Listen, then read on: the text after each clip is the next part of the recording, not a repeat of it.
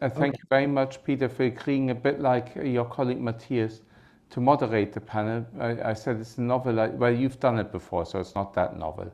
But in the Brussels circles, it's a relatively novel idea, because I think rather than always having to answer the questions, we put you in the seat to ask the questions that you would like to ask and get answers to. Whether you get the answers or not depends on your moderating skill, but at least we give you the opportunity to try and do so.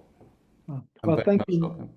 No, thank you, Nick. And I think that I'm confident that the panelists which I have, who need no introductions, do have the answers to the questions that I have. Whether they will give these answers, we'll see. And that is a question for the next 45 or 50 minutes. But so the discussion on tokenization, just to introduce it, is that when we talk about tokenization at the European Commission, we're talking about financial instruments, traditional financial instruments. So not crypto assets, which are covered by MiCA, but bonds, equities, derivatives in a tokenized form. And what do we mean when we say in a tokenized form? That is involving the use of distributed ledger technology, or blockchains, if you wish, either to issue or to create these assets natively or to represent them, to trade them, or to do the post-trade, the clearing and settlement. So it's the use of this technology in these financial markets. And as Nick said, we as Commission, we're in a policy formation role, but often we get questions are put to us, but I much prefer to ask the questions, because at this stage, when we're looking forward to the next Commission, there is an expectation, generally expectation, that the Commission may do something or will do something, will propose something on tokenization of financial instruments, tokenization of securities. I don't know whether we will, but I know there's this expectation. But in order for us to make a determination as to whether we should and what we could do, we need to answer a few questions. And I would like to put to my 6 panelists 3 questions, and they'll all get to answer each question in the order they're on the program. And the first is, well, there's a lot of buzz about tokenization of securities, and that this presents potential or opportunities. But is this really the case? So aren't financial markets efficient enough? Why would we need to tokenize and use distributed ledger technology at all? Aren't we fine the way we are? And I would like to, because I've got on my list here, Carlo first, Carlo from Consop. So maybe, Carlo, you could start off on what is the potential, if any, of tokenization of financial instruments. Yeah, Peter, many thanks. I probably is not the best place where to start, because in reality, as a regulator, it is not up to us, let's say, to define the potential for market developments. Clearly, we will hear from our panelists what they observe. But regulators normally look at the developments, take actions if needed to clarify the current framework, filling potential gaps and mitigate potential risks. Having said this, I cannot refrain from a few considerations.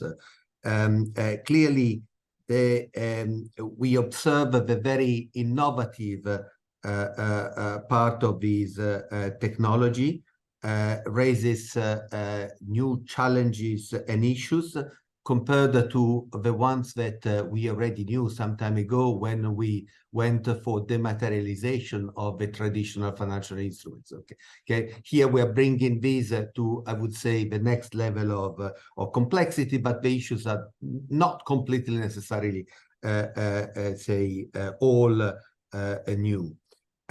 We need to, and regulators normally appreciate the innovative part of the developments, because these bring some, let's say, benefits, some risk mitigation. We should consider the benefits for the efficiency in cross-border settlement, the certainty in the transactions, reducing the settlement risk with efficiency gains of new business models and new, let's say, entrance into the market, so enhancing competition. And I would say also easier access to global pools of liquidity. So I think that we can observe, let's say, some benefits all in all, but normally we are neutral with regard to technology. We are also conscious that technology and these particular techniques bring certain risks, and we should consider these risks from the, let's say, regulatory perspective. There is some level of immaturity in the development, some level of exposure to potential threats, including cyber, of course, some governance risks, and the risk of fragmentation and lock-in effects, okay? These we need to consider, let's say, balancing the potential benefits. I would say that there are a lot of discussions going on, as you were previously discussing yourself. There have been a number of use cases that we have seen emerging from this discussion, but looking at specifically what we may have expected after the DLT pilot regime adoption, that was almost 1 year ago in terms of entry into force, we haven't seen any of these initiatives at the maturity level to get these into formal approval and get into the real experiment phase. We need to ask ourselves whether it is too complex to pass the, let's say, the criteria that have been embedded into this regulation, whether we consider, you put it right, DLT is not equal to crypto. We are looking at something different here, but it's not that some market participants put them all together. And then, of course, there are certain barriers that we may rediscuss at the next round, but I pause here for the first time. Thank you, but that was very much a picture of glass half full and not half empty. There's risks, certainly, but there's also clearly opportunities. Of course, I know that industry representatives will speak mostly about the opportunities, I would hope. But first, before we go to the opportunities and the good news show on tokenization, maybe Ulrich, I don't know whether you have a good news or a bad news show or what your expectations are for distributed ledger technology, but let's hear. Thanks, Peter. And like Carlo, I would say we should be technologically neutral, first of all, as a central bank. And but we hear, of course, the market, and we hear that many see a case for DLT. So last year we did a survey asking the market, where do you see, you know, the use cases? And second question, but to that we can come back. What do you expect from the central bank, and where do you need CBDC, wholesale CBDC? And in this survey, okay, we got a systematic answer. So basically there is, I would say, those who answer believed very large majority into the potential of tokenization, higher efficiency in payments, and maybe security settlement in particular, 24/7 atomic settlement programmability, use of smart contracts, reduced need for reconciliation. Those were all mentioned frequently. We at the ECB, we took a relatively agnostic view for a long time. You know, coming a bit from the perspective, okay, we as a central bank, we issue central bank money. That's not, you know, decentralized finance. It's the opposite in a certain way, and therefore it seemed less obvious to us. But we are open, and we do now those experimentations, which will start very soon.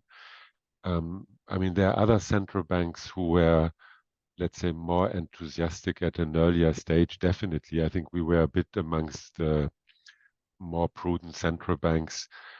And we have in the Euro system the Banque de France, who had done experimentation for some years now. We have also some enthusiasm, I think, at the BIS and IMF now, the idea of a global ledger that allows, you know, to put everything basically in one ledger in a tokenized way. And then, of course, yeah, that creates a new scope for efficiency to be worked out. You know, also those authorities mentioned will all work on this. So there's a growing, I would say, attention and belief into the ultimate benefits of such technologies also amongst central banks. Thank you. Well, thank you. And I hear very much saying that the drive for this, or there is not necessarily a great desire at the ECB to move towards distributed ledger technology, but if the market, if all the participants want to move there, and if they do, the central bank, of course, wants to play its role and wants to be present and facilitate that to the extent this is possible or necessary. That's welcome. Now let's hear from the market side. We have Ralph. He's not showing up on my screen. I'm right here. Oh, you're there. Okay. So Yeah. Ralph, what is, from an industry perspective, the potential or the promise of tokenization of financial instruments, financial assets? Yeah, thanks, Peter, and thanks for having us all together here. So first of all, I'm glad to hear, in particular from Ulrich, that regulators or central banks actually say they should be tech neutral. That's music to our ears coming out of Europe, where you're actually more advanced from my perspective, from a regulatory perspective. So we see that digital assets in general are, you know, what I would call a long play. You know, I think crypto and, you know, some of the scandals, including FTX, certainly have not played in the favor of actually looking at things outside of crypto in a positive light all the time.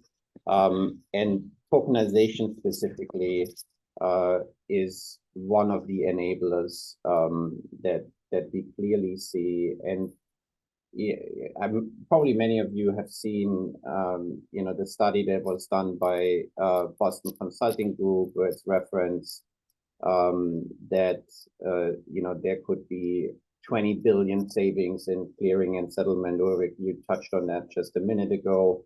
And that tokenization in particular for less liquid assets could unlock like a $16 trillion global market. So, you know, overall, I would say what we see, there's interest from institutional clients, which is what we are focused on in tokenization. And that has significantly increased during 2023. And there's an opportunity from our vantage point to help our clients navigate this new paradigm. And frankly, it's really a shapeshift in the market infrastructure, because this is new, right? This is different, and there's benefits to it. And we see it really in three different areas that I believe are very relevant. We can talk later on about the maturity of those, but we see it in fund tokenization, right? And that's really aiming to issue, service, and distribute fund ownership on chain through one single platform, which then allows often for lower investment minimum secondary market trading, you know, distributing directly to customers, and ultimately reduce operational friction, which I believe is mentioned oftentimes, and there's a lot of truth in that, in particular if you consider the reduction in reconciliation if you have just one version of the truth. The second area is bond tokenization. And again, it's about an improvement of the end-to-end bond issuance lifecycle, and it's about efficiency and the acceleration of settlement, which, you know, we will probably talk in the end about when we talk about CBDCs. We got to make sure we're not just looking at the asset side, but we're marrying that with the money side, which obviously with the ECB pilot program that we have for the Euro system, actually that's a great starting point to really see how this all plugs together as one ecosystem. And then lastly, we also see alternative assets, which oftentimes are today paper-based, live in, best cases, PDFs, often even print.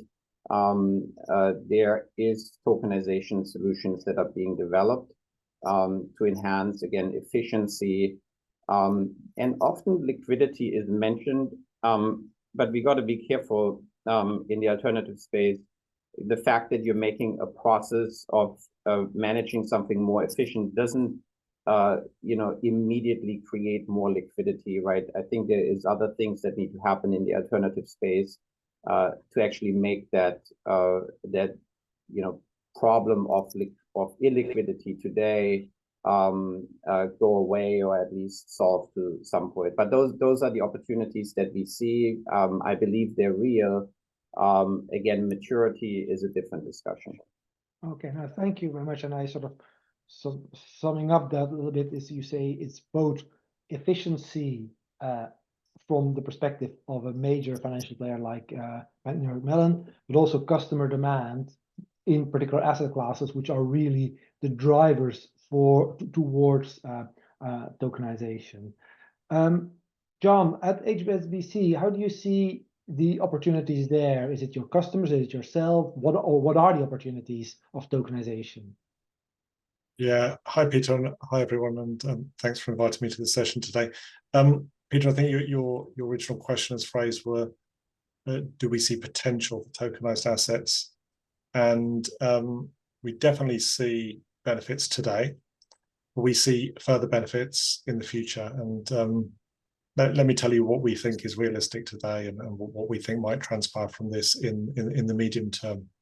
So, as I said, we definitely see benefits today, and that's why we've launched our own platform. We call it HSBC Orion. We've created that over the last few years, and it went live almost exactly a year ago. And actually, we put HSBC Orion live within the European Union. We specifically went to Luxembourg, and I can tell you why we thought Luxembourg was a great place to launch the platform, because I think it illustrates some of the considerations that you need to take on board when you're thinking about creating a digital asset platform. One thing we hear a lot is that people assume this is principally a technology subject, and of course, in many ways it clearly is a technology subject. But we like to say, in creating a platform, the amount of legal work and innovation was as great as the amount of technology innovation. We think legal knowledge, understanding, and regulation is as important to make these platforms work as technology. And another way of seeing that is, in order to have a digital asset platform, in our view, that delivers real benefits, you need to put it very simply, align token transfer with securities title transfer. If you can bring those two things together in a single platform, we think you deliver real benefits today. And the reason we went to Luxembourg was because many participants may know there's been a dedicated blockchain regime in Luxembourg for a number of years now. It's been revised on different occasions. I won't go into all the details, it's probably too much for this call. But simply put, what that means is that under various blockchain acts in Luxembourg, if you gain a particular regulatory status, which in Luxembourg is called a central account keeper or a CAK, you can bring together those two halves which I described. So you can operate a platform where you can perform security settlements on a blockchain. And our ambition at HSBC going back to 2022 was to get that regulatory status. We worked very closely with the securities regulator, the Ministry of Finance, and the central bank in Luxembourg. They were all extremely thorough. It was very hard work, but also very insightful and high quality in their questions. And we were very glad to be awarded that status. And so far, we're the only platform to have that status. So what that means is we're operating that platform today in Luxembourg. But of course, as you expect, we're not just aiming at investors in Luxembourg. As an international financial center, we're reaching to many global locations. And the launch in Luxembourg we did with the European Investment Bank, and the EIB has been a fantastic partner for us and also for other banks in fostering digital asset innovation. We have an EIB bond on that platform, which is created and lives its entire life cycle on a blockchain. And Peter, your question was, what's the potential benefits? Well, let me talk about, as I said, the benefits today, but the benefits we see in the longer term. The benefits today are greater operational efficiency, good straight-through processing, handling corporate events, paying coupons using smart contracts, a set of automations which we think are in themselves quite beneficial. But I'll also be very honest with this audience, as we tend to be with customers, when we're discussing this subject, is although those are all really positive things, to be frank, I don't think the investors who are investing in our bonds or some of the partners who come onto the platform would be so motivated if those were the only benefits. So they're good things, but perhaps they're not yet revolutionary. And I think we need to think of this subject in the medium term. That's the more interesting thing. Is I think if we can perform more rapid title transfer, even same day title transfer, and align that with the movement of digital money, that's a good thing in itself because it frees up trapped cash and it lets me trade more, greater trading velocity, as people like to say. But for me, my background prior to this right HSBC was market structure. And what I think is really interesting is a lot of current market practice sometimes is based around inherent or necessary historical inefficiencies, longer settlement cycles, the need to free up trapped cash, as I say. I think there's quite a lot of markets which could quite fundamentally change if you can realize same-day settlement in a really efficient manner. And I like to spend quite a bit of time thinking about those kind of changes. I have to say, to some degrees, they're unpredictable. I don't think we know exactly how markets will evolve. But what I think we can say is if we were designing markets from zero today, we wouldn't be seeking 3-day settlement cycles, right? So I think there's real potential and excitement. And that's one of the reasons why we were motivated to build a platform, why we find investors want to transact today, because it makes them future ready, as people like to say. They already have experience of trading in a digital asset platform in a manner which is pretty easy to onboard onto. And I'm actually joining you guys today from Asia. I'm in Hong Kong at the moment, because as well as focusing on Luxembourg and Europe, this subject is very important for other jurisdictions. And actually, we've just announced a transaction this morning on a ride in Hong Kong. So we're literally marketing that transaction right now. So HSBC's approach is be part of this subject early, deliver real benefits for our customers today, but also be alive to market developments. And speakers have already mentioned digital money and CBDCs. We think once those are married to digital asset platforms, you could see really exciting developments. And I'm sure there's much more we could talk about there, Peter. Thank you. And I think I see the speakers are very enthusiastic about the topic because they take a bit more time than necessary to explain the or allocated that to explain the opportunities which are there. But just to summarize something which you said early on, is that crypto bros like to say that in crypto land, in DLT land, code is law or law is code. But you made a clear distinction. You said, well, code is code and code has a lot of potential opportunities, but the law is still the law and the two are not the same. And if you want to get to tokenization, there's an awful lot of legal issues that need to be sorted out, settled, or have been given comfort around. Let's move on to Fabian, sort of different kind of industry player from Moody's. But what, in your perspective, is the potential of tokenization, assuming there is potential? If you say there is no potential, you're also free to say so, of course. No, there is a lot of potential. I would say, I mean, I will echo what my co-panelist said earlier. I would say the benefits into 3 main categories. The first one is of liquidity and fractionalization. And what I mean by this is that through tokenization, by essentially turning any asset, whether it's bond and stocks or paintings or buildings, you turn that into a step that you can trade and manage and track on a digital platform. Essentially, you give access to a lot more investors to investment opportunities. That means also the other way around, more funding opportunities. And using fractionalization as a specific example, the building that I'm looking at across from me here, I can buy it on my own, but if we all get together, and break down that big building into tons of many tokens, certainly we can all do that. So again, that increases liquidity and gives more opportunities both on the funding side and on the investment side. The second bucket is what everybody has talked about. John was just touching on that. It's the efficiency bucket. You remove a lot of the pieces of the puzzle that you have in traditional finance, I would say. There are actors that can be replaced by smart contracts. So there are steps that can be automated. So you can do things faster, cheaper, more efficiently, even though the efficiency part has been proven already. The cost savings part, it's still in testing mode, but we'll get there at some point. And then something that we've not heard yet on this call is a better controlled environment. And it's that whole concept of, when you're on the blockchain platform, you can change things, right? Sense of data integrity, of built-in audit trails. You see what's going on.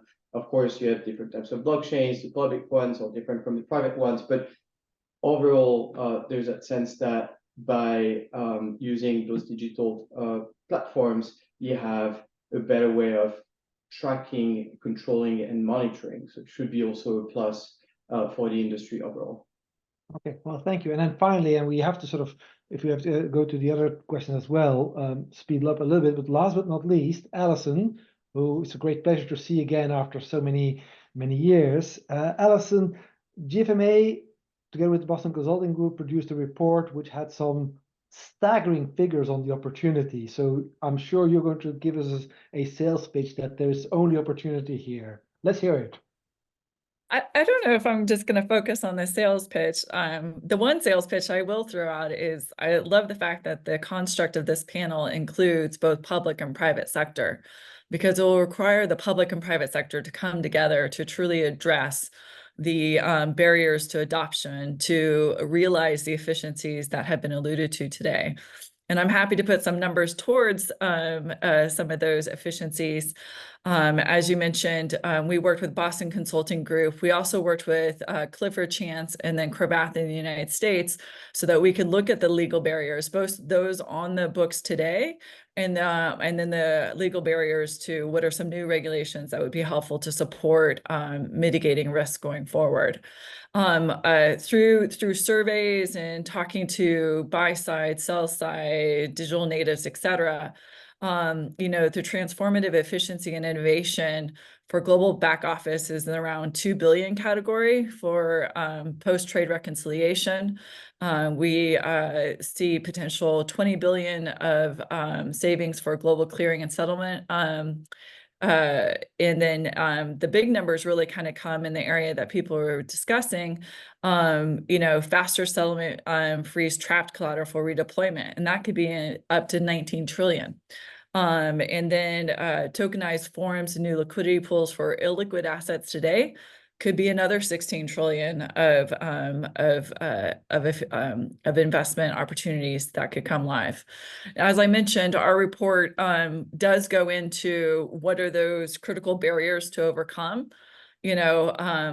Obviously, we always, as industry, love harmonized global legal regulatory frameworks, but it's also the public-private, I would say, engagement to think through the risks, to also think through the definitions, to avoid the conflating of what I would say crypto assets, kind of having a polluted aspect to it, and really focusing on the benefits of the underlying technology that you all have identified today. Interoperability is also one of the critical barriers, across jurisdictions, as our, friend John is in Asia today, to products served there. I mean, hopefully we want interoperability across different systems as well as different jurisdictions. This will lead to deeper liquidity across primary and secondary markets. And I think, on many levels, it will help resolve technical constraints around scale and cybersecurity, which is something that was identified in our interviews. And, going forward, as we know, many central banks are looking at launching DLT-based payment instruments. And we see the opportunities there as well. But these are all barriers that need to be overcome because they're all integral to building the liquidity in the primary and secondary markets.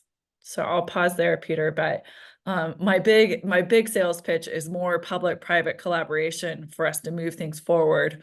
And today's a great example of that. Thank you, and thanks also for speeding up because you already went also partly in the second question, but I'm going to collapse the second and the third question into one so that we stay within time, because otherwise Nick will not speak to me again if if we go over time. And so we've heard about the opportunities, the potential. You already alluded a bit to sort of the barriers, but if this potential really is there, either in customer demand, in efficiency, in certainty, whatever all these opportunities, why doesn't the industry just get on with it and implement this? So are these barriers which are beyond the control of the industry? And that's the final question which I had, but you can answer that at the same time. And we'll start in the reverse order. And also the final question is, what, if anything, should we as European Commission do? And do nothing is a good answer as well. So if you want to say, Commission, you should do absolutely nothing, I would be thrilled. But so what are the barriers? Who's going to solve them? And please tell us it's not us. Well, Alison. Peter, I would love to say that it's not going to increase your workload, but I know that you like a challenge. So I'm confident that you can help think through the complications. The barriers exist both on existing rules. So, the points raised around settlement, 3-day settlement, going to a shorter settlement cycle, there's a lot of requirements. There's a lot of reporting requirements. There's a lot of things that happen where truly it's almost impossible to actually do that in real time if those rules aren't adjusted and consider a new normal. So those are some existing rules that are very real. You allude to why haven't we seen, if there's such demand, if there's such opportunity, why hasn't this gone forward? There's still a lot of regulatory uncertainty. The prudential treatment of crypto assets that the Basel Committee put out provide a lot of clarifications around tokenization of for 1A for those assets that are on private permission networks, but there's still ongoing work around permissionless networks. And until there's legal clarity for a lot of financial institutions on the use of permissionless, that could impact innovation as well. We hear from buy-side members. I sit on the CFTC GMAC Digital Subcommittee, and they're equally concerned about this, the distinctions that are being made between private permission and permissionless, because they see a lot of opportunity here, and they are quite keen to be able to work with the banks to move this forward sooner than later. So I think regulatory clarity that comes from not only the European Commission, but through the global standard setters on supporting innovation and working together to mitigate risks with the industry sooner than later, I think is when we will, in the medium term, as John referred to, actually start to see some of these benefits that have been discussed today. Okay, thank you. And some already said, well, we're doing this, and I think it was John who said we're going to, for example, to Luxembourg because Luxembourg has a good framework. So is that then a source? I'm not saying that we should put Luxembourg law as the global standard, or maybe we should, I have no idea. And so I saw in the chat that someone asked, what kind of initiative is the European Commission going to undertake with respect to tokenization? Is it going to be a regulatory analysis project report? I said, I don't know. That's why we have this panel also, to sort of see and to get input from various parts as to what should we be doing. We want to be helpful, but I know there's a famous former president of the United States who said that the most dangerous words in the English language are, I'm from the government, I'm here to help. So being conscious about that, we don't want to be too helpful. But Fabian, what is holding the industry back in just rolling this out? Right, so a number of things, technical things and non-technical things. So first, I'd say to echo what Alison just said, there is still issues with the way people understand or read existing regulations, and especially here in the US. I'm also in the community that Alison mentioned. We have a lot of discussions on what does it mean if I invest in a I don't know, commodity token? Is it going to be considered a security? Is it something else? And as long as it's clarified, investors are reluctant to go there. Then there's that question of interoperability. You have tons of blockchains out there, you have tons of DLT platforms out there, but for now, if I'm alone on my platform and I can just use the tokens and the assets that are on this platform, it defeats the point of having like a global by nature ecosystem built around blockchain technology. And there's a few things that have been done to solve that problem, connecting blockchains, but they're not optimal yet. So there's a lot of work to still do on that front. There is still a big lack, which is the lack of digital cash. So what you've seen today, most of the deals we've seen in bonds in particular, not all of them, but most of them, so you do everything on the blockchain, you track people, you track transactions, dates, everything is recorded digitally. But then when it comes to paying investors, making just interest payments, suddenly you have to go back to good old wire transfers, and it also defeats the purpose. So until you have a real source of digital cash, it's going to be hard to scale up. And you have good candidates, I would say. First one would be probably stable coins in terms of volume and the fact that they're already out there. 98-99% of them are in USD. We have no regulatory framework for stable coins here in the US today. So people are really reluctant to say, I'm going to use stablecoin as cash, given that I don't know if it's considered cash or not. The next one would be CBDCs, obviously, but we don't really have any of them available at scale today. And then tokenized deposits, we've seen like a number of pilots here and there, but same thing, like not available at scale. So you have probably a path with tokenized funds. We've seen that. That's a good way to transfer value across DLT platforms, but that's still missing. And then probably the last point, and I think, John, you touched on that earlier. When you go to people and you tell them that the technology is great, unless you're talking to techies, it doesn't really matter.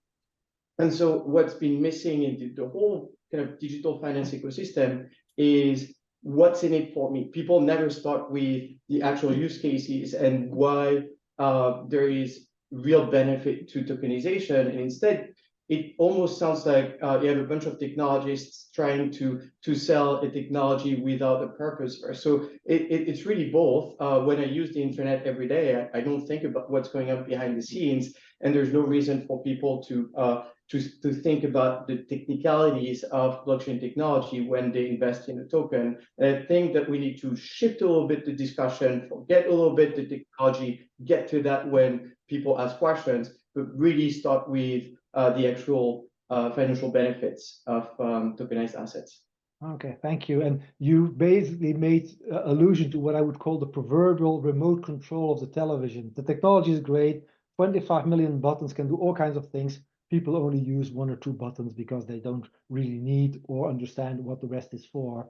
So we may have a bit of that in DLT as well. John, you already alluded to the fact that you go to certain countries where you're rolling this out, but and also that you work with the lawyers. So probably so far, the people who gain most from this tokenization drive may so far be the lawyers. And that is, I think, in tune with society normally, or the economy normally, that your lawyers always do well in whatever situation. But what are, in your view, really the barriers to a further uptake? And what, if anything, should we at the European Commission or other regulators be doing? And yeah, thanks. Let's keep it to 2 minutes so that we end on time. Yeah, I'll go fast, Peter, absolutely. And what I'll quickly say, Alison, is your question is why aren't people moving forward with this? Obviously, as we've explained, we are trying to move forward with this, but as Alison has heard me say, in order to move forward to build a platform, we find there's 3 things you have to decide. First is you choose your law and regulation. Peter, we think Luxembourg is excellent. We think it's a really good model that others could consider. But I also mentioned that we're right now doing a bond transaction in Hong Kong. Hong Kong is a very different legal system. It's a common law jurisdiction. So by operating those 2 jurisdictions, we've shown that it doesn't have to be one size fits all, but you do need a very clear and developed legal system. So legal is number one. Choose your law and regulation, as you picked on earlier, Peter. The second point is you have to decide how to move the money. And we don't have time. Peter, you've asked me to go quick to go into that in a lot of detail. But I think one thing the European Union can do, which is doing already, and other jurisdictions can do, is foster the development of safe, reliable forms of digital money. And perhaps wholesale CBDCs are part of that, financial market transactions, but tokenized deposits and other forms which are safe, and I'm really emphasizing safe, are beneficial. And then the third one, Alison has heard me say this so many times, is you need to choose whether you want to use a public or private network. With Orion, we use a private network, but we do have public network connectivity. And Peter, I'll respect your request because I won't take 5 minutes explaining that. But the short version is we think public networks have more potential for the future, but we think private networks are the place to start. And I think clarifying law and regulation around that could be very beneficial. So Peter, I've gone quick at your request, but we think those are the three critical ingredients. There's other things as well. But if you get those three things right, you've got a pretty good combination. You can allow a market like this to thrive. Okay, and I'll conclude on something which I think I heard you saying, but you may not have said it, is that regulators should not choose between public or private. It's sort of currently private have the preference for the industry, the confidence, but longer run, there should be nothing in the regulation that prevents the use of public networks. I don't think anyone should be closed-minded towards public networks, but I could just expand on that just very quickly, Peter, which is having a public network sounds fantastic in terms of reach, and in some ways it is. But what's really critical always for safety, whether it's public or private, is that you know your customers. So forms of identity and knowing your counterparties are the critical things. And we think public networks can work within those restrictions, but more work needs to be done by the industry, by regulators, and it's the public-private partnership thing which Alison mentioned. Alison, did you want to come in or quickly, or can we move? Yeah. Just really quickly, just to clarify that point about being kind of tech agnostic about, and I think that's positive if that's the direction the Commission's going. But the reality is right now, under the Basel final rule that was put out December 22nd, there is not support from a capital liquidity perspective for financial institutions to use a public blockchain at this time. So we know it's an open work stream that they're working on, and we're hopeful that we'll get more guidance this year. But that is a very significant hurdle from a, just an investment perspective for firms to innovate. That's well noted. And I think in the privacy of this session, I can say that I agree. Ralph, what are in your view, the barriers? Why is the industry just doing this? And what, if anything, should the European Commission be doing? Yeah, and I'll be quick on this, right? Look, I want to remind all of us that many projects around tokenization, I would still consider in a POC or experimental stage, right? And we have a unique opportunity here to proactively shift to DLT solutions to really honestly transform the financial ecosystem. But let's not kid ourselves, right? This will take time.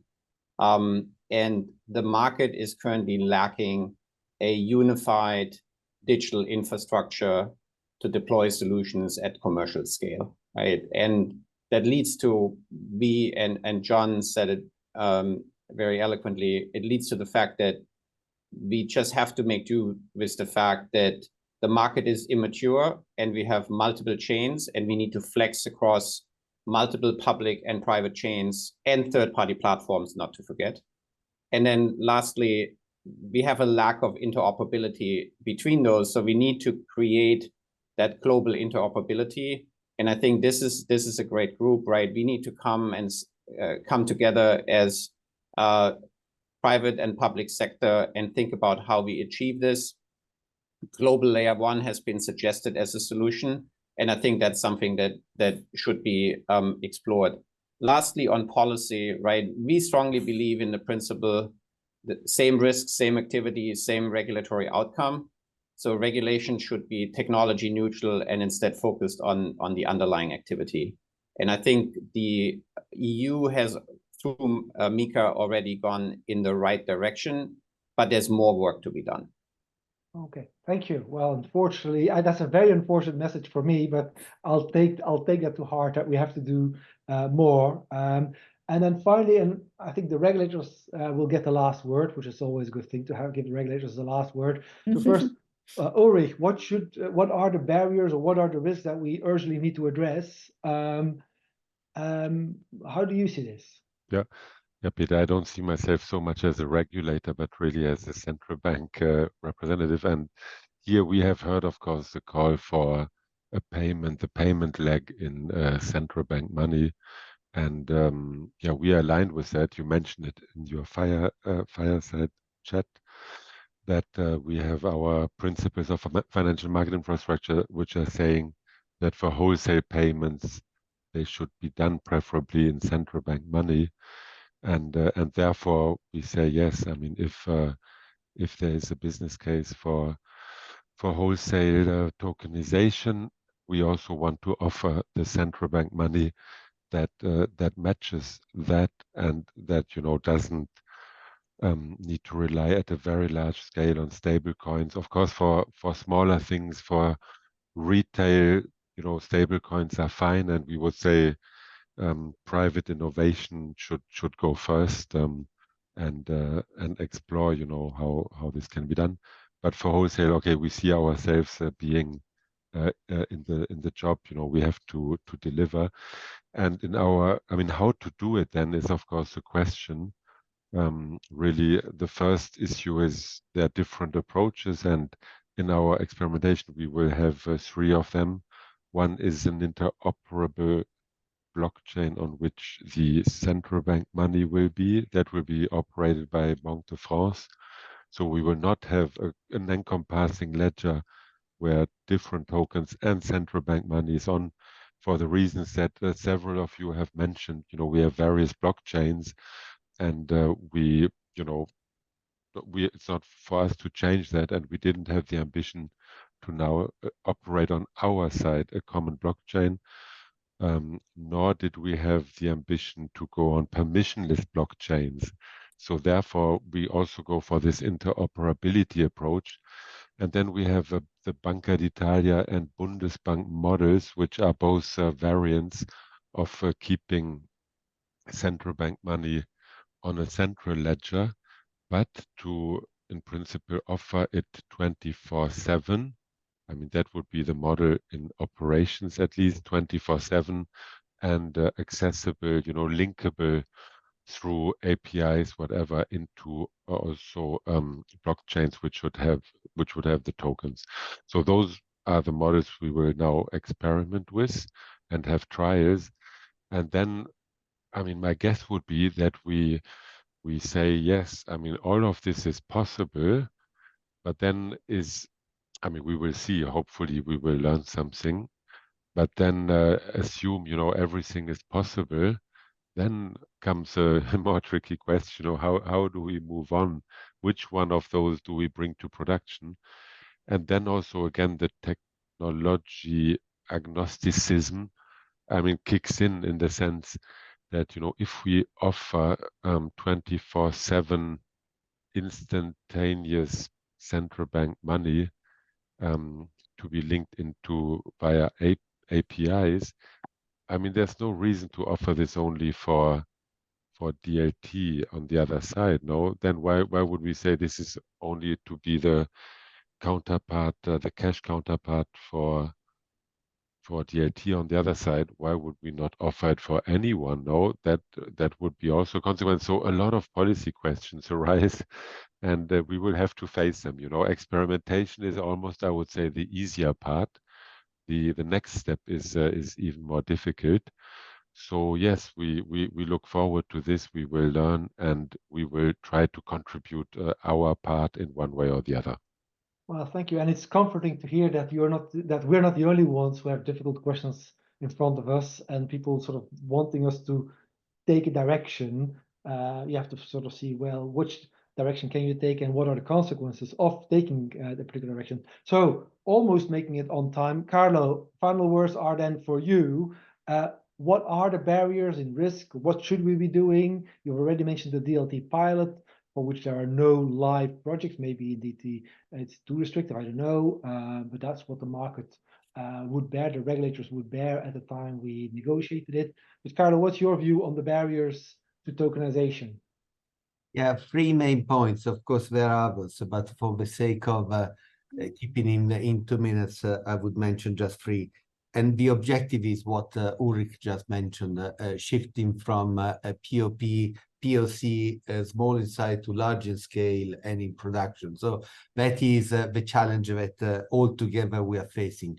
I agree with Alison that bringing together different perspectives help finding solutions possibly. The first is just to underline what has been mentioned by you, Peter, at the beginning, the previous session, chicken and egg. Of course, and within the chicken and egg, I think at wholesale CBDC plays an important role. We should not say underestimate these. The second is the regulatory picture. And that comes really to my role. One good, let's say, response or good point in response to the question previously answered, we just published as an ESMA, I'm chairing the Digital Finance Committee at ESMA, that's why I'm saying we, draft guidelines on the difference between financial instruments under MiFID and crypto assets. It's an attempt to further clarify existing, let's say, legal concept, of course, with the objective to provide clarity. The second is to confirm that the regulatory community, broadly speaking, is supporting the same principles. And if you look at IOSCO, FSB, and let's say also what we are doing within the current MiCA framework is really inspired by this principle. And that is, I think, reassuring. The third is that same principle of technological neutrality, but here we are talking about something that is driven by technological innovation. So we should, of course, look by definition at what the technology brings. And here my point that the DLT pilot has been innovative, has been bridging the current concept of account-driven regulation into this new technology. The only suggestion that I would have with you, for you, Peter, looking forward is probably to bring it to the next level, because there are limits in scope that should be reconsidered in order to broaden the, let's say, the size, and broaden also taking beyond the timeline. Because if you want to have large scale investments, you need to have a little bit of more time to let's say, exploit the investment and take benefits. And my third point is around legal issues, not regulatory, legal.